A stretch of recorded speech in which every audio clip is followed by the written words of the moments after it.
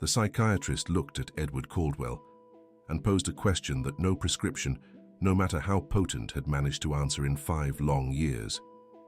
Who is that woman working in your house? He paused, letting the weight of his words sink in.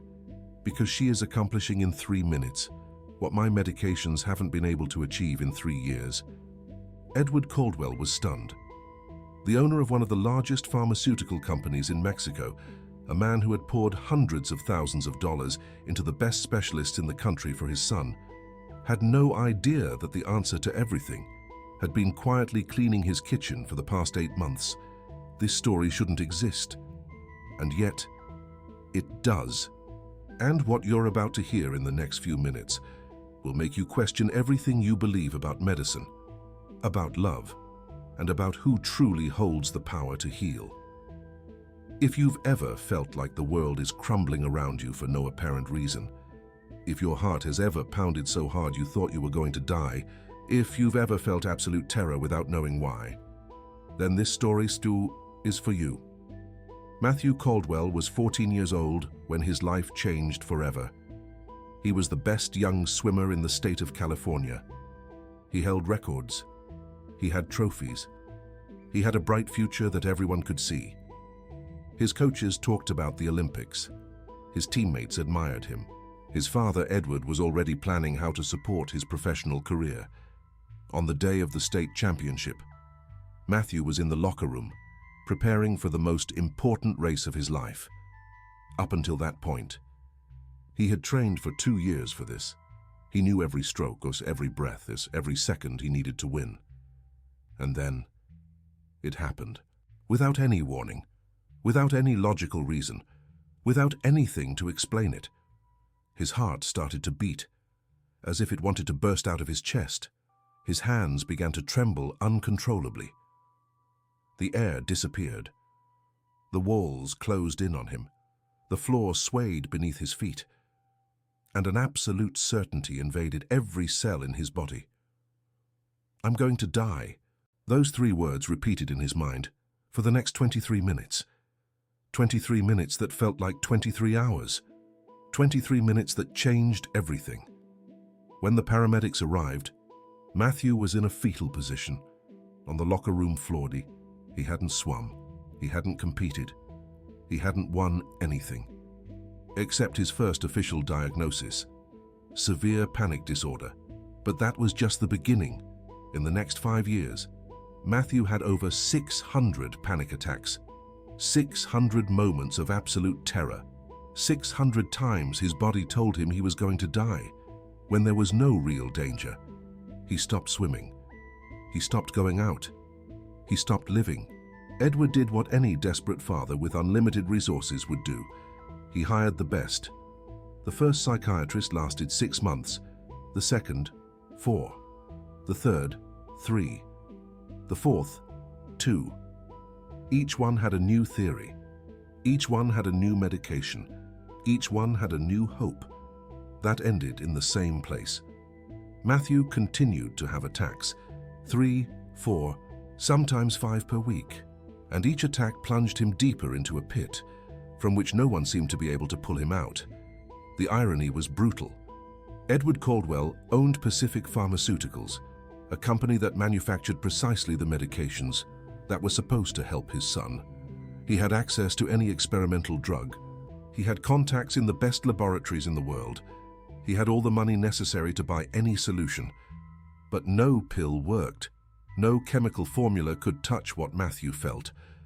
And meanwhile, Edward worked 14 hours a day because that's how he knew how to deal with the pain.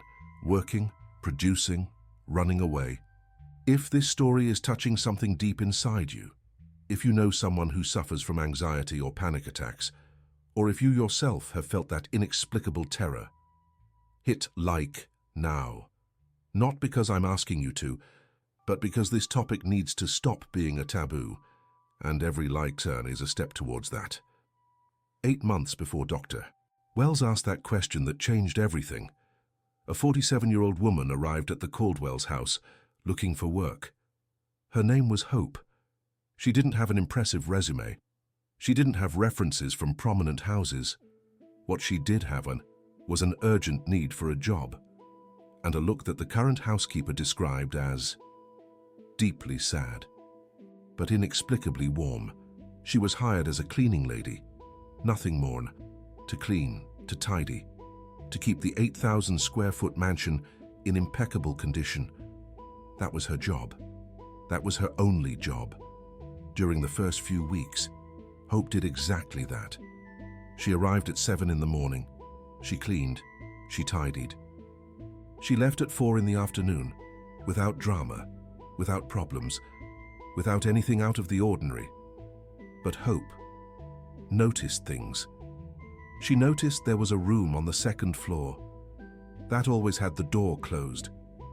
She noticed that sometimes sounds came from that room, agitated breaths, stifled sobs, and always, someone ran towards it when those sounds began. She noticed that Mr. Caldwell was almost never there, that Mrs. Caldwell had permanent dark circles under her eyes, that the other employees spoke in whispers about the son that no one saw, the son who was sick with something that no one could quite explain.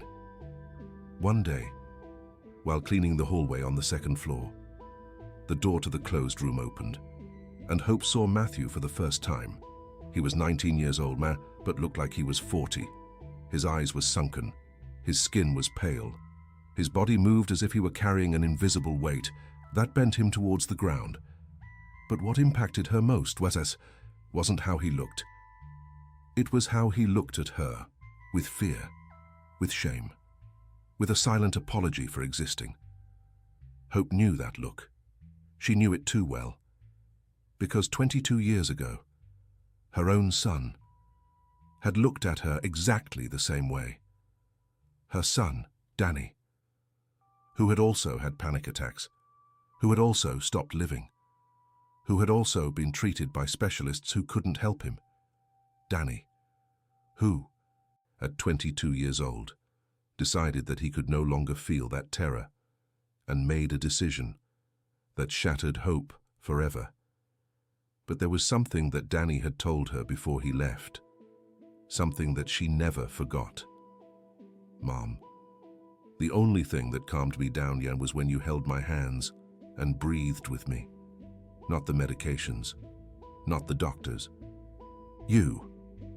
And in that moment, seeing Matthew standing in that hallway with the same look that her son had had, Hope knew that the universe had put her there for a reason. She didn't say anything that day. She just nodded and continued cleaning. But she started to observe. She observed when Matthew had attacks. She observed how the others reacted. I observed the medications they were giving him. I observed everything, and what I saw horrified me. Whenever Matthew had an attack, everyone ran, everyone screamed, everyone panicked right along with him. They'd shove pills at him, leave him alone to calm down. They treated him like he was a bomb about to explode. No one, absolutely no one, simply stayed with him. Nobody touched him. Nobody breathed with him. Nobody showed him with their presence, not with words, that he wasn't alone. 3 weeks after I first saw Matthew, Hope was cleaning near his room when she heard the sounds she'd come to recognize, the rapid breathing, the sobs, the terror. The nurse on duty had stepped into the restroom. There was no one else on the floor. Hope hesitated for a second, just 1 second, and then she opened the door. Matthew was on the floor, against the wall. His knees pulled up to his chest. His eyes were wide open, but he wasn't seeing anything. His body trembled as if he were in the middle of an earthquake that only he could feel. Hope didn't scream, didn't run for help, didn't give him any pills. She did something that no one had done in 5 years. She sat down on the floor, next to him, and she started to breathe. Slowly, deeply, audibly. She didn't say a word, didn't touch him, just breathed. 1, 2, 3, 4, in, out, in, out. At first, Matthew didn't react. He was still trapped in his own personal hell, but after a minute, something shifted. His eyes moved toward her. Just a little, but they moved, and Hope did something else. She extended her hands, palms up. An invitation, not an imposition. Matthew looked at her hands, and after what seemed like an eternity, he placed his trembling hands on hers. Hope didn't squeeze them, just held them steady, warm, present, and kept breathing. In, out, in, out. 4 minutes later, Matthew's trembling stopped. 3 minutes after that, his breathing normalized. 2 minutes later, he did something he hadn't done during an attack in 5 years. He spoke. "Thank you," he whispered. Just that. One word, but a word that was worth more than all the prescriptions he had accumulated. When the nurse returned and saw the scene, she almost fainted. "What are you doing?" she asked Hope in an accusatory tone. Hope stood up, smoothed out her blue uniform, and replied calmly, "What you all should have done a long time ago. Being with him." That night, Hope couldn't sleep.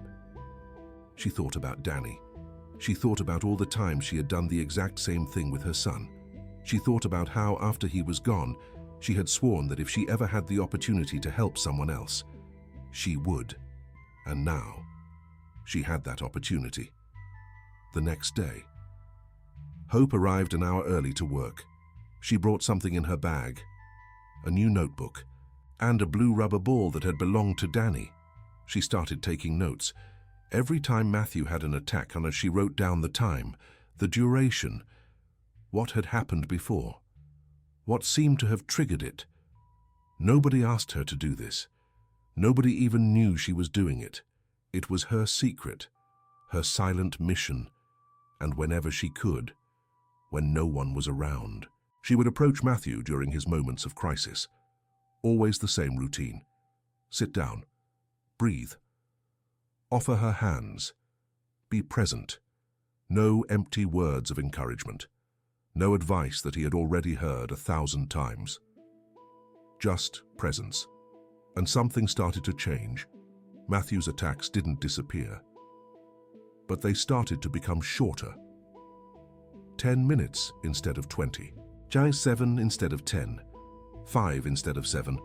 And something else changed. Matthew started seeking her out. At first, only with his eyes. When he felt an attack coming on, his eyes would search for Hope in whatever room she was in. Then, with his feet, he'd walk towards where she was cleaning. Sit nearby. Wouldn't say a thing. Just be there. And Hope understood. Because Danny had done the same thing. The presence of someone who isn't afraid of your fear is the most powerful medicine there is. Edward noticed none of this. He was too busy working, too busy running away from a problem that he didn't know how to solve. But his wife, Carmen, did notice. She noticed that Matthew seemed a little less sunken. She noticed that he was coming out of his room more often. She noticed that the new housekeeper seemed to be spending a lot of time near him. She didn't say anything, didn't ask any questions, just observed with a mixture of hope and fear. And then came the day. That changed everything. Dr. Wells, the 5th psychiatrist to treat Matthew, had a scheduled appointment at the house. He was a man of 58 years, with 30 years of experience, publications in the most prestigious journals, and a reputation for being the best in the country for difficult cases. He was also a man of pure science. He didn't believe in miracles, he didn't believe in magic solutions, he believed in data, in studies, in medical evidence. That day, Dr. Wells arrived to adjust Matthew's medication. The latest tests showed that the young man wasn't responding well to the current combination. It needed changes. He was in the study with Edward, reviewing the papers. When they heard a sound they knew all too well, the rapid breathing, the beginning of another attack. Edward jumped up. "That's Matthew. I'm going to call the nurse." But Dr. Wells stopped him. "Wait, I want to see how he handles this without immediate intervention.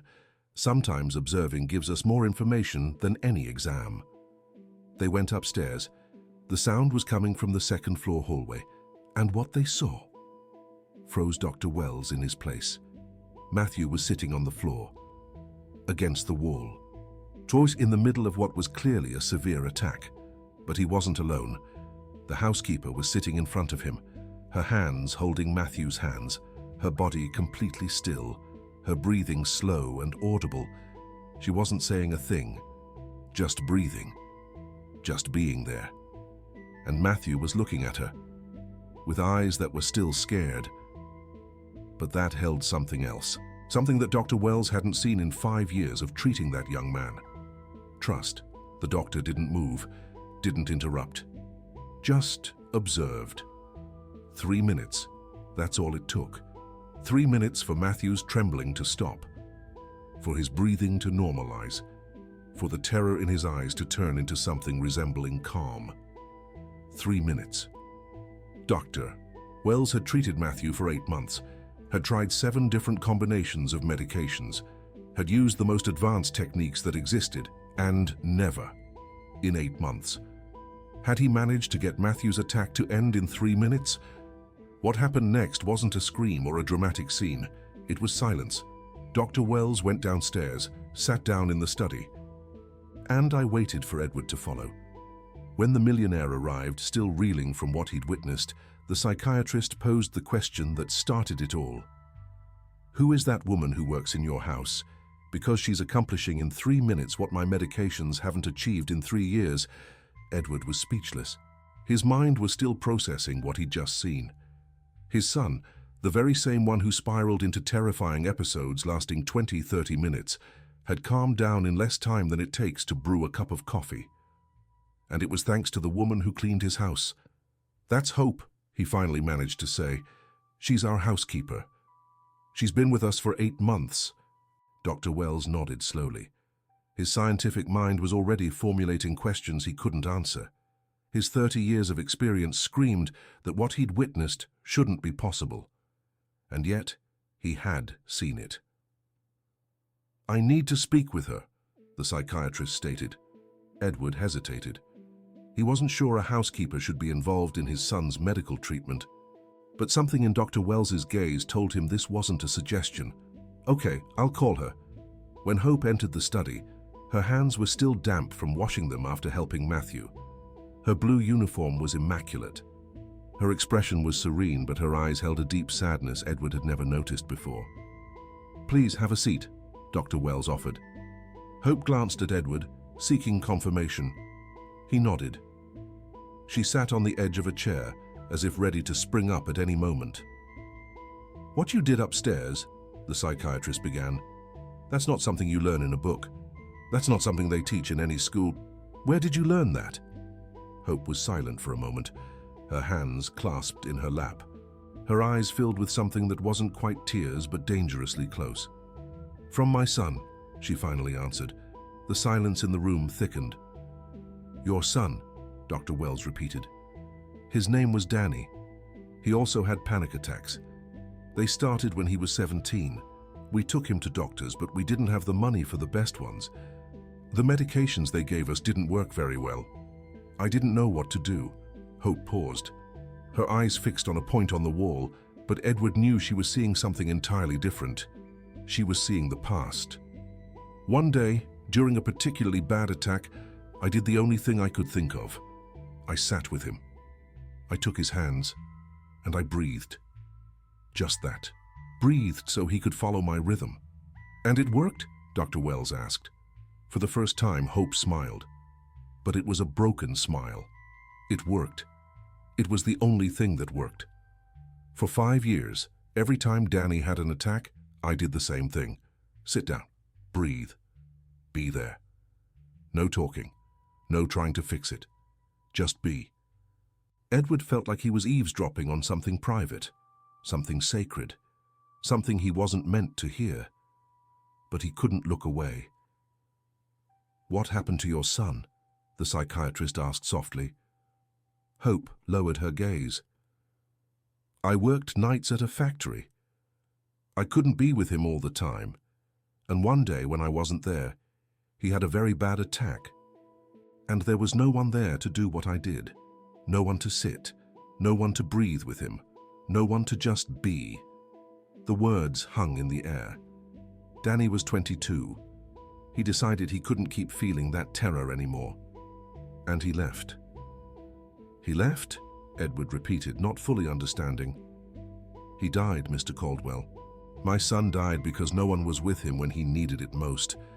And I couldn't prevent it because I was working to pay for the medications that didn't work. Dr. Wells closed his eyes for a moment.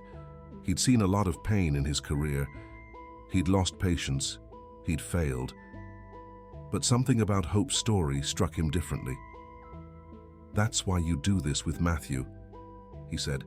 It's not just kindness, it's because you recognize something. Hope finally looked him directly in the eyes. When I first saw your son, I saw Danny. The same look, the same fear, the same shame for existing. And I promised myself I wouldn't let another young man go through what my son went through. Not if I could do something. Edward felt something break inside him. It wasn't sadness exactly. It was something deeper. It was the realization that while he'd been buying medications and hiring specialists, this woman had been doing the only work that truly mattered. Being present. How long have you been doing this with Matthew? Dr. Wells inquired. 7 months, Hope replied. Since shortly after I started working here? 7 months, Edward repeated, incredulous. 7 months and no one knew. Hope lowered her gaze.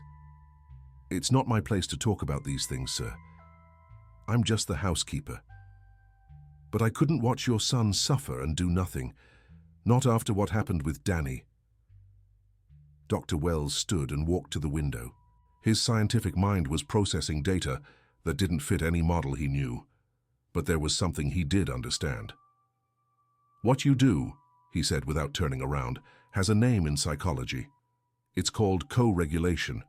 It's the ability of one person to help another regulate their emotions through presence and synchronization. Hope didn't respond. She probably didn't know those technical terms. It's one of the most powerful tools there is for panic disorder, the psychiatrist continued. But it almost never works because it requires something no medication can give. What's that? Edward asked. Total presence was without fear, without judgment, without the need to fix anything, just being. And that, Mr. Caldwell, is exactly what your housekeeper has been doing with your son for 7 months without anyone asking her to, without anyone paying her extra, without anyone even knowing. Edward sank back into his chair. The weight of what he was hearing was too much. Why didn't you say anything? He asked Hope. Why didn't you tell us? She looked at him with surprise, as if the question didn't make sense. Because no one asked me. And because you have doctors, you have money, you have everything. I'm just a woman who cleans houses. Who would listen to me? If you, who are listening to this, have ever felt like you don't matter, that your voice doesn't count, that what you do is worthless, listen to me carefully. Sometimes the people who change lives the most are exactly the ones the world considers invisible. If you know someone like that, send them this video now, because they need to know that their presence matters more than they imagine. Dr. Wells returned to his chair. He looked at his notes. He looked at Hope. I look at Edward. I'm going to be very honest with you both, Dr. Wells said. In 30 years of practice, I've treated thousands of patients with severe panic disorder. I've published studies. I've developed protocols. I've prescribed every medication that exists.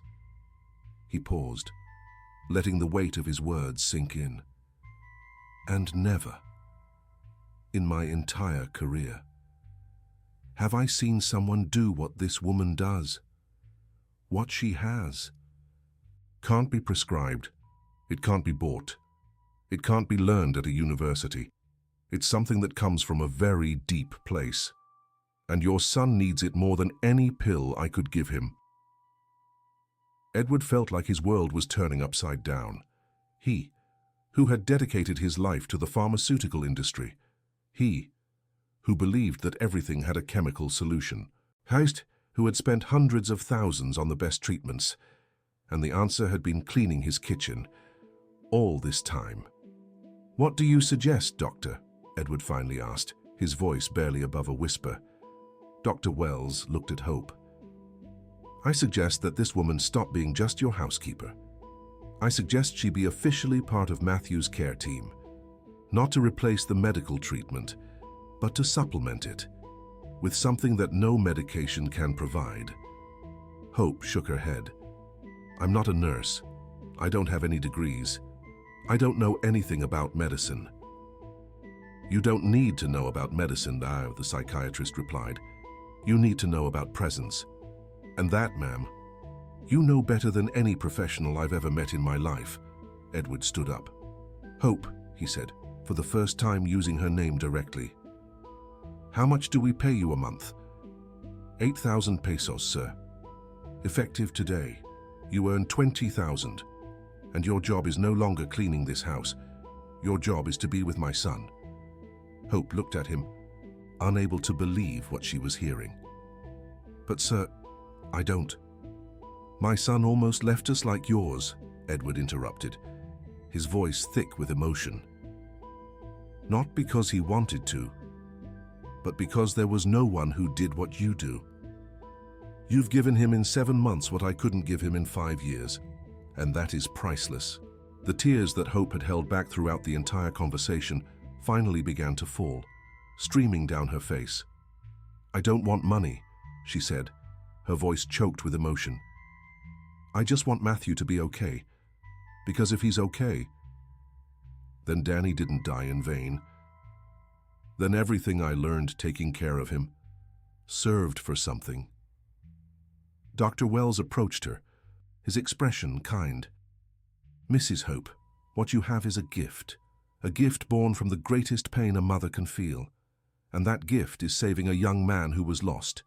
Accept the recognition, not for yourself, for Danny, because this is exactly what he would have wanted." Hope looked at the psychiatrist. She looked at Edward. And finally, she nodded. "I'll do it," she said, "but with one condition." "Which is?" Edward asked. "That no one tells Matthew that I'm here for him, that he keeps thinking I'm the housekeeper who cleans, because the moment he knows I'm here as his caregiver, he's going to feel like he's a burden, and that feeling is exactly what triggers his attacks." Dr. Wells smiled for the first time since he had arrived, a genuine, heartfelt smile. "Ma'ams, you've just shown more understanding of the psychology of panic than many of my colleagues with doctorates. Deal." And so began a new phase. Hope continued to arrive at 7 in the morning. She continued to wear her blue uniform. She continued cleaning, tidying, maintaining the house. But now, her real work was something else entirely. She carried a notebook where she wrote everything down, every one of Matthew's attacks, the time, the duration, what had happened before, what seemed to work, what didn't. She brought more things from her house. A blue rubber ball that had belonged to Danny, a voice recorder, a book of breathing techniques that she had found in a public library years ago, and most importantly, she brought her presence every day, no matter what. Hope spent at least 2 hours near Matthew, not always talking, sometimes just being in the same room, reading, cleaning, existing. Because she had learned with Danny that people with panic need to know that someone is there, not just when they're having an attack, always, all the time. They need that certainty like they need air. And Matthew started to change, not overnight, not like an instant miracle, worried, but he changed. His attacks went down from 4 per week to 3, then to 2, then cold some weeks, only 1. And when he did have attacks, they lasted less, much less. Because now he had something he had never had before. He had someone who wasn't afraid of his fear. 3 months after the conversation with Dr. Wells, something happened that changed everything again. Matthew was in his room. It was night. Hope had already gone home, and he felt an attack coming on, the familiar knot in his chest, the tingling in his hands. the sensation that the air was disappearing. But this time, Matthew did something different. Instead of letting himself be dragged down by the panic, he closed his eyes and thought of Hope. He thought of her breathing, how it was always slow, constant, like the waves of the ocean, and he started to breathe the same way, in, out, in, out.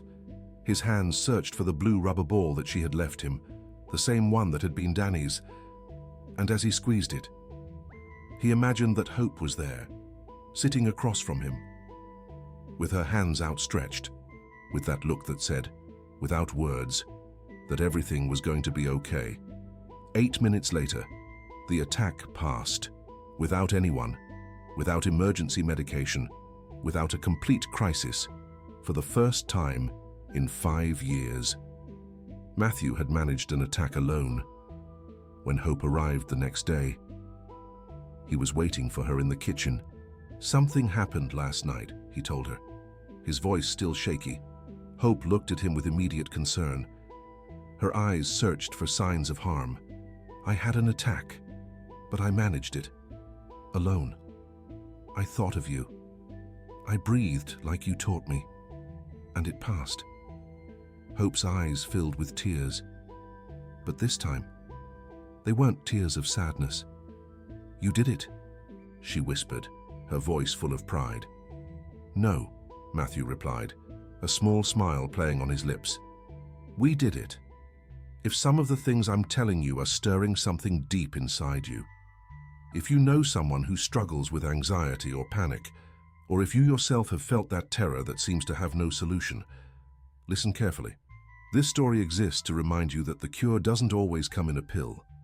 Sometimes it comes in the form of presence, of someone who's simply there." Dr. Wells couldn't believe the reports he was receiving. The frequency of Matthew's attacks had dropped from 4 per week to 1 every 10 days. The average duration had gone from 25 minutes to less than 10. And for the first time in 5 years, the young man was showing signs of wanting to reintegrate into life. He had started to leave his room of his own accord. He had asked to see an old friend. He had mentioned, very faintly, the possibility of going swimming again. On his next visit to the house, the psychiatrist asked to see Hope alone. "I need to understand something," he said. "I've been treating patients for 30 years. I've seen it all. But I've never seen such rapid improvement in such a severe case. What exactly is it that you do?" Hope paused for a moment before answering. "I don't do anything special, doctor. I'm just there. When he's scared, I don't run. When he trembles, I don't panic. When he feels like he's going to die, I show him with my body that he isn't going to die, because I'm calm. And if I'm calm, then the danger can't be real." Dr. Wells nodded slowly. "That's exactly co-regulation. The nervous system of a calm person can calm the nervous system of another person in a panic, but it requires something that almost no one can do." "What's that?" "Not being afraid of the other person's fear. Most people, when they see someone in a panic, they panic too. It's contagious. But you don't. You remain like a rock. And that allows Matthew to use your calmness as an anchor." Hope lowered her gaze. "I learned with Danny. At first, I was scared too when he had attacks, and I'd run, I'd cry. I'd tell him to calm down as if that was something he could control, but that only made it worse." "What changed?" "One day, after a very bad attack, Danny told me something I'll never forget. He said, 'Mom, when you get scared, I get even more scared. Because if you, who's my mom, are afraid, then the danger must be real.'" Hope paused. Her eyes looked into the past. "That day I decided that I was never going to show him fear again. No matter what happened, no matter how terrified I was on the inside.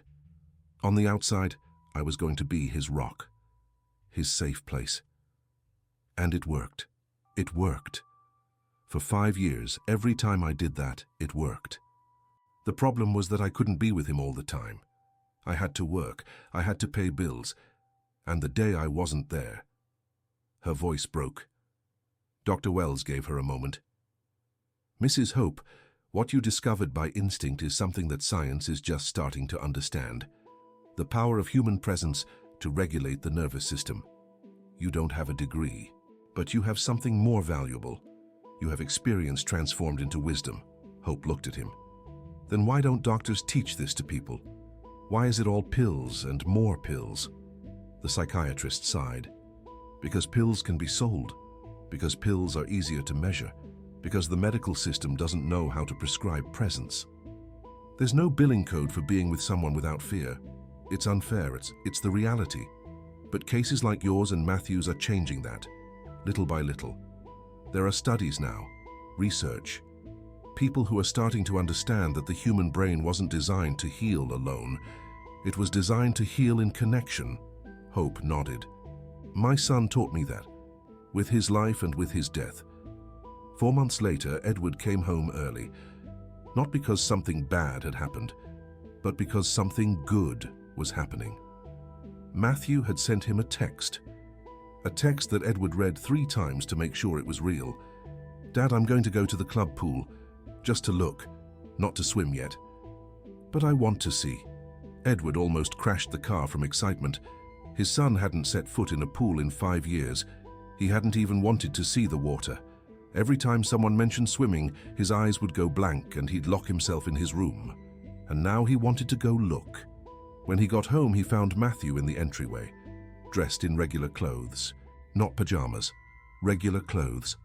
And beside him, Hope, in her blue uniform, with her bag where she carried the notebook, the stress ball, and everything else. "Can I go?" Hope asked, looking at Edward. Edward almost laughed at the question. "Of course you can go. You go wherever my son goes." The club was 15 minutes from the house. During the entire ride, Hope sat in the back seat next to Matthew. They didn't speak, so she was just there. Her presence was enough. When they arrived and Matthew saw the pool, he stopped. Edward held his breath. Hope didn't move. The water sparkled in the sun. It smelled of chlorine. The sound of other swimmers' strokes filled the air. Matthew closed his eyes. And Edward saw something that destroyed him and rebuilt him at the same time. He saw his son breathe. Slow. Deep. Exactly how Hope had taught him. He saw his hands reach for the stress ball in his pocket. He saw his body trembling slightly but not collapsing. And he saw Hope 3 steps away, breathing at the same rhythm. Like a mirror, like an anchor, like a beacon in the storm. 2 minutes passed, only 3, 4. And then Matthew opened his eyes. "I'm not going to swim today," he said, "but I'm going to come back. And someday, I'm going to get in the water." Edward couldn't contain himself. He hugged his son like he hadn't hugged him in years, as if he wanted to recover all the time lost in that single moment. "Thank you," he whispered to Matthew, but Matthew shook his head. "Don't thank me, Dad. Thank her." And he pointed to Hope, the woman who cleaned his house, the woman who earned $20,000 a year, the woman who had lost her own son and had turned that pain into a gift, the woman who had done what hundreds of thousands of dollars in treatments couldn't do. Edward approached Hope, and for the first time, the millionaire who had built a pharmaceutical empire knelt before a housekeeper. "I don't know how to repay you for what you've done," he said, his voice breaking. Hope looked at him with tenderness. "You already paid me, sir. You paid me by letting me be with your son. You paid me by giving me the opportunity to do what I couldn't do with Danny. But I want to do more. I want you to never have to worry about money. I want you to have a house. I want you to—" Hope stopped him, raising a hand. "Mr. Caldwell, all I want is to keep coming here every day. Keep seeing Matthew improve, and keep knowing that what I learned with my son is serving a purpose." She paused. "And maybe, if you really want to help, you could do something bigger." "What thing?" "Train other people. Teach them what I know, so that other young people like Matthew don't have to wait for someone like me to appear by chance." Edward remained silent. His entrepreneurial mind was already processing the idea. A program, a protocol, something that could scale, something that could help thousands of people. And the irony was that it would come from the same company that manufactured the medications that hadn't worked. "I'm going to do it," he said finally. "I promise you." Hope smiled. Then Danny didn't die in vain. A year after that day at the pool, many things had changed. Matthew had started swimming again. Not competitively, he no longer cared about winning medals or breaking records. But he swam 3 times a week, for pleasure, for healing, for the simple joy of feeling the water. His panic attacks hadn't completely disappeared. He still had one every 3 or 4 weeks, but now he knew how to manage them. He knew he wasn't going to die. He knew they would pass. And that, more than any medication, had given him his life back. His medication had been reduced by 60%. Dr. Wells had documented the entire case and was writing an article for a medical journal, an article that spoke of co-regulation, of presence, of what he called the invisible medicine. Edward had kept his promise. Pacific Pharmaceuticals had launched a pilot program. 100 people trained in the techniques that Hope had developed with Danny and perfected with Matthew. 100 people who now worked as companions to patients with anxiety disorders. The program was called Project Presence, and Hope was its director. She who had never finished high school. She who had worked as a housekeeper her entire life. She who had lost her son and turned that pain into purpose. Now, she was teaching doctors and nurses what no university had ever taught them, the power of simply being there. Matthew insisted on knowing Danny's entire story. One day, sitting next to Hope in the garden of the house, he asked her to tell him everything, every detail, every moment, every memory. And Hope did. She told him about a boy who loved the stars and dreamed of being an astronomer, about a teenager who one day started having attacks that no one understood, about years of struggle, of doctors, of medications that didn't work. She told him about the nights she spent sitting next to him, breathing, holding him when his world was falling apart. She told him about the night she wasn't there, and the following morning. Matthew cried, not for himself, for Danny, for that young man he never knew but who somehow had saved his life from beyond the grave. "I'm sorry," he said finally. "What are you sorry for?" Hope asked. "For having survived when he couldn't." Hope took his hands, exactly as she did during the attacks, but this time it wasn't to calm him down, it was to connect. "Matthew, listen to me very carefully. Danny didn't die so that you would feel guilty. Danny died because I couldn't be with him when he needed me most. But his death taught me something that is now saving lives. Your life, and the lives of all the people that Project Presence is going to help." She paused. "Your survival isn't a betrayal to Danny. It's his legacy. Every day that you live well, every attack that you manage, every moment that you are present for yourself. That is Danny living through you." Matthew looked at her. "How can you not hate me? I have everything he didn't have in money, access to the best doctors, and most importantly, I have you." Hope smiled. "I don't hate you because hating you would be hating the only good thing that came out of losing my son. You are the proof that his suffering was for something. You are the reason I get up every morning."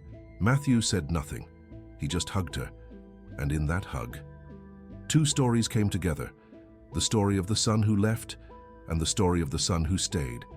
The story of the pain that destroys and the story of the pain that heals. The story of death and the story of life. If you've made it this far, if this story has stirred something deep inside you, I need to ask you for something.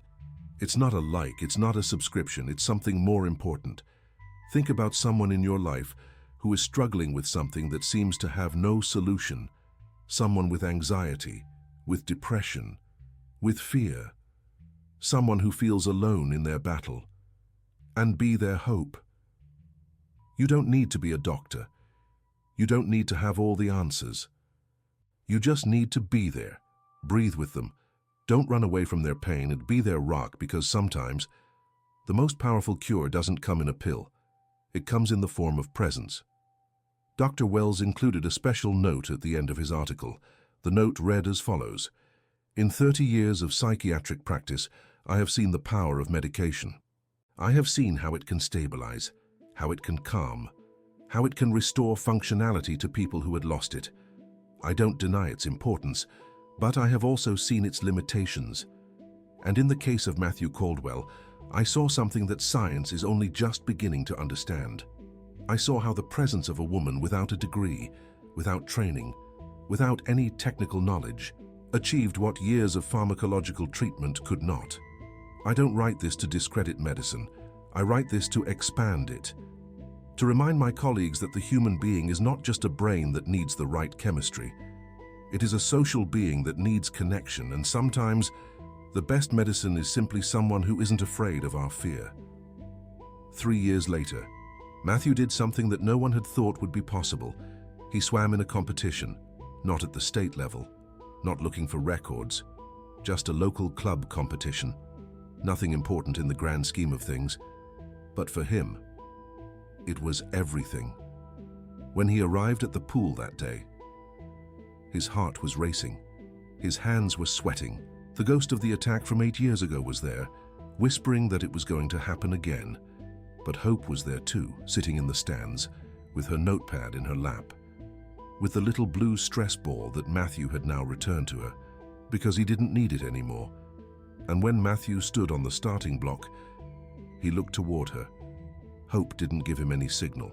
She didn't say anything. She just breathed and moaned slow, tie deep, visible, and Matthew breathed with her. In, out, in, out. The starting gun sounded.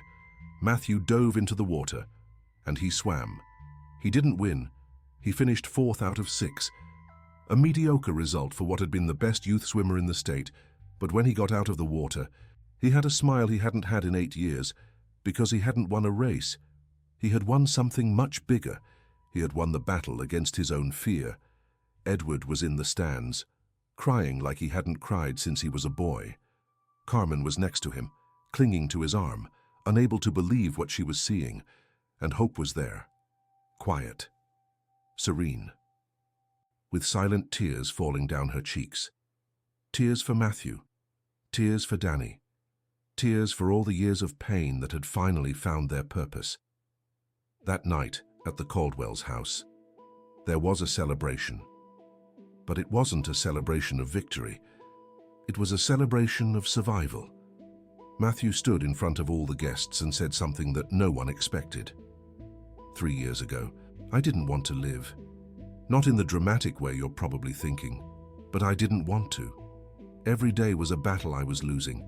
Each panic attack just further convinced me that the world would be better off without me. The room fell silent. And then Hope arrived, a woman who had lost her own son to the same darkness, the same feelings I was experiencing. A woman who had every reason in the world to run from the pain, but instead of that, she sat with me, breathed with me. She taught me that I wasn't alone. Matthew looked at Hope. "You didn't save me because you had all the answers," he said. "You saved me because you were there, and today, I'm alive because someone had the courage to not run from my fear." Hope stood up and walked toward him. "I don't need any medals," she said softly. "I don't need any recognition. I just needed to know that Danny didn't die in vain. And every time I see you living, I know it. I know it with all my heart."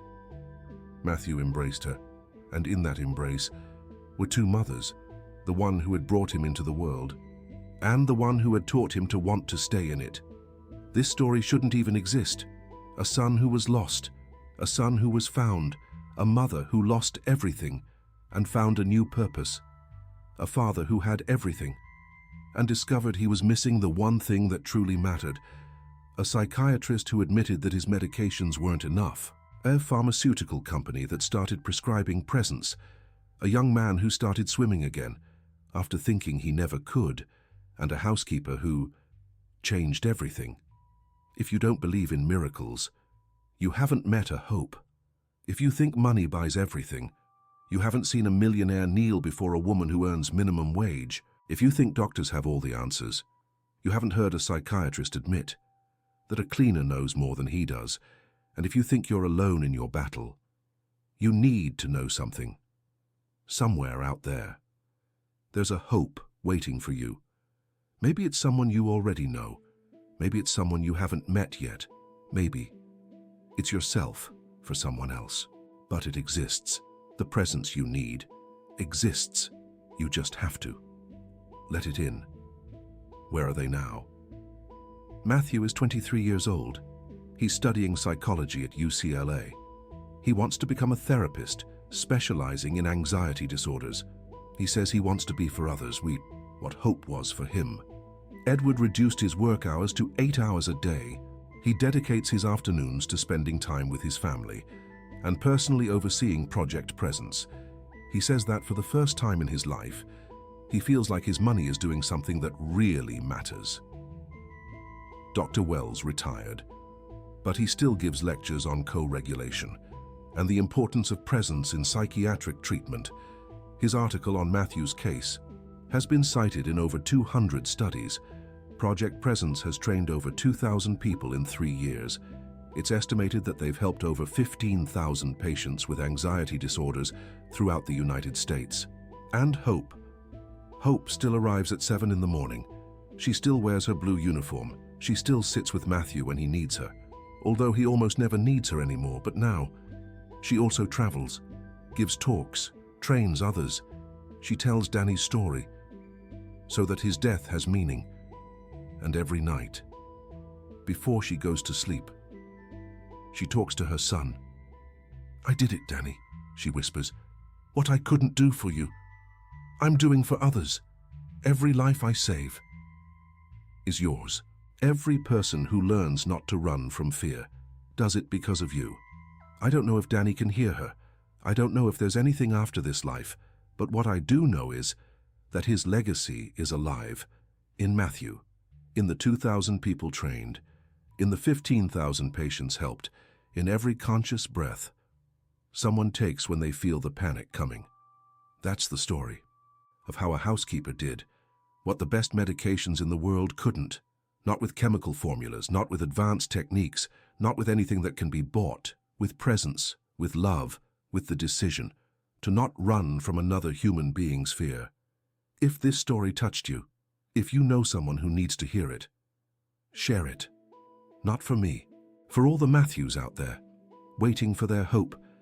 And if you are the one struggling, if you are the one who feels like the world is collapsing, listen closely. You don't need someone who has all the answers. You just need someone who isn't afraid of your fear. Find that person, or become that person, for yourself. Because the most powerful cure that exists doesn't come in a pill. It comes in the form of presence, and that presence can be yours. There's something else I need to tell you before we finish. 2 years after Matthew started swimming again, he received a letter. The letter came from a mother in Seattle. Her name was Sarah. She had a 16-year-old son who had been suffering from panic attacks since he was 12. Sarah had seen an interview with Hope on television. She had heard the story of Danny and Matthew, and something in her had broken and been rebuilt at the same time. She wanted to know if Project Presence could help her son. Matthew read the letter 3 times, and then he did something that surprised everyone. "I want to go, personally," he said. Hope looked at him with concern. "Are you sure? Seattle's far, and you've never done anything like this." "Exactly why I need to do it. I know what that kid is feeling. I know what his mom is going through.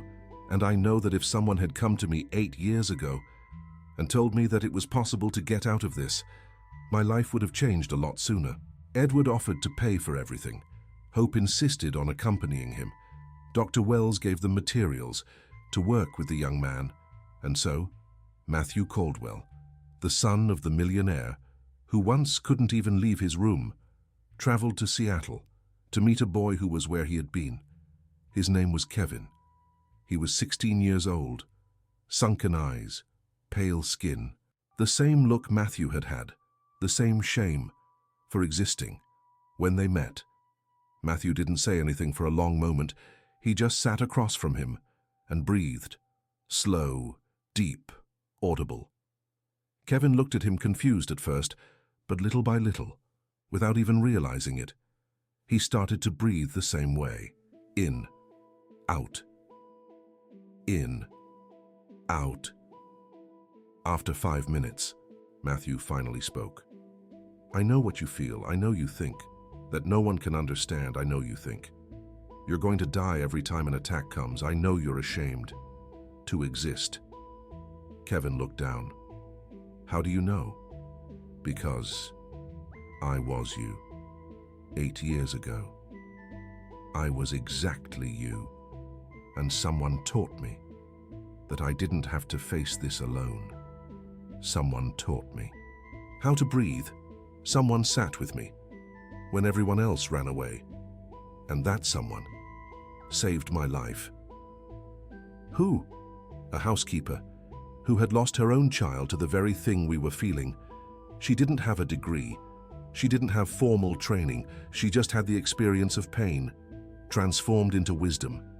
Robert looked up. And it worked. Matthew smiled. I'm here. I'm breathing. I'm alive. I even swam again. So yeah, it worked. Carol, Robert's mother, was standing in the doorway, silently crying. Hope went over to her. He's going to be okay, she said. Not overnight, not like some instant miracle, but he's going to be okay.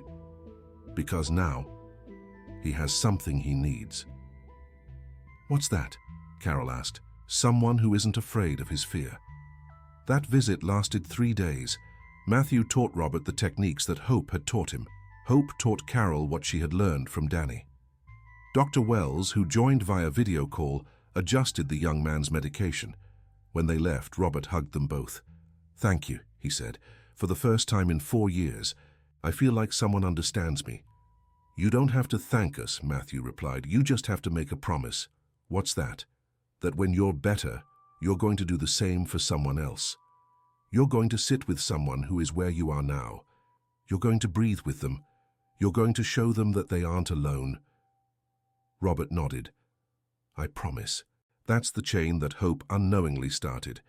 Danny taught his mother. His mother taught Matthew. Matthew taught Robert. And Robert, a year later, traveled to Sacramento to meet a 14-year-old girl who was suffering from the same thing. The chain keeps growing. Not because anyone has the perfect answers. Not because there's a magic pill. Not because doctors have discovered the definitive cure. But because people are learning not to run from the fear of others. Dr. Wells included this in the latest edition of his article. He wrote that co-regulation isn't just a clinical technique. It's a way of being in the world. It's the decision to remain present when everything in us wants to flee. It's the courage to hold someone in their darkest moment without trying to fix them. And he wrote something else. He wrote that if modern medicine really wants to heal people, not just treat them, it needs to understand something fundamental. The human being wasn't designed to heal alone. It was designed to heal in connection, and sometimes the most powerful connection comes from the least expected people, from a housekeeper who lost her son, from a young man who spent 5 years locked in his room, from a mother who didn't know what to do, but decided to stay. That's invisible medicine. That's what pills can't give. That's what this story is telling you. It doesn't matter who you are. It doesn't matter what degrees you have. It doesn't matter how much money you make. You can be the presence that someone needs. You just have to decide not to run. That's it. And that's all you need. Thank you for listening until the end. This story exists because someone decided to tell it. And now, it exists in you. Keep it alive. Share it. And if you can, be someone's hope. Because in a world full of pills, sometimes, the best medicine is simply being there.